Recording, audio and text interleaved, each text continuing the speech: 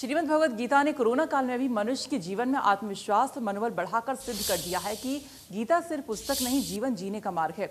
ये विचार हरियाणा के राज्यपाल बंडारू दत्तात्रेय ने मंगलवार को यहां राजभवन में जियो गीता और गुरुग्राम विश्वविद्यालय के संयुक्त तत्वाधान में आयोजित कार्यक्रम में व्यक्त किए। दरअसल चंडीगढ़ में हरियाणा राजभवन में नाथपीठ के पीठाधीश्वर महंत चांद नाथ पर लिखी गई किताब कॉफी टेबल बुक का विमोचन किया गया। राज्यपाल बंडारू दत्तात्रेय और गीता मनीषी स्वामी ज्ञानानंद जी महाराज ने गुरुग्राम विश्वविद्यालय के कुलपति और प्रसिद्ध नेत्र रोग विशेषज्ञ डॉक्टर मार्कंडेय आहूजा की पुस्तक का लोकार्पण किया।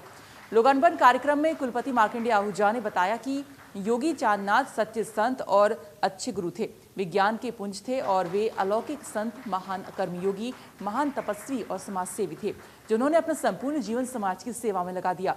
डॉक्टर आहूजा ने महंत चांदनाथ के सामाजिक जीवन में किए गए कार्यों की विस्तार पूर्वक जानकारी भी दी। इस कार्यक्रम में गीता मनीषी स्वामी ज्ञानानंद जी महाराज ने राज्यपाल को गीता भेंट की। उन्होंने कहा कि समाज में असंतुलन दिखाई दे रहा है और ऐसे में गीता मनुष्य की हर समस्या का समाधान ढूंढने में कारगर साबित हुई है। इस मौके पर मुख्य सचिव DS ढेसी, रेरा के चेयरमैन KK खंडेलवाल और ACS राजीव अरोड़ा भी मौजूद रहे। मुखारविंद से श्रीमद् भगवद गीता के स्वर गूंजे थे, जो मानवता का मार्गदर्शन कर रहे हैं।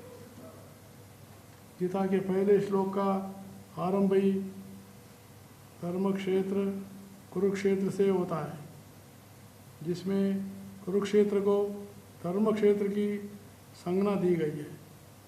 कहते हैं गंगा के तो केवल जल से ही मुक्ति प्राप्त होती है और वाराणसी की भूमि और जल में ही मोक्ष देने की शक्ति है।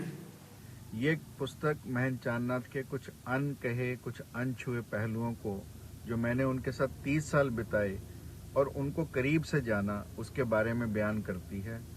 ये महंत चांदनाथ जी की सोच, उनकी शिक्षा के प्रति नीतियाँ, उनकी भारत के युवाओं के प्रति उनकी क्या सोच थी, वो अध्यात्म के बारे में क्या सोचते थे, वो जीवन जीने की कला को कैसा बताते थे और उनके जीवन की दिव्यताएं कैसी थी, इन सब को बयां करती है।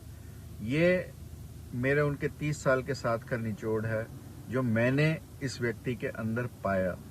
वो एक उच्च कोटि के संत थे, उच्च कोटि के विचारक थे और एक श्रेष्ठ मेंटर भी थे। मैं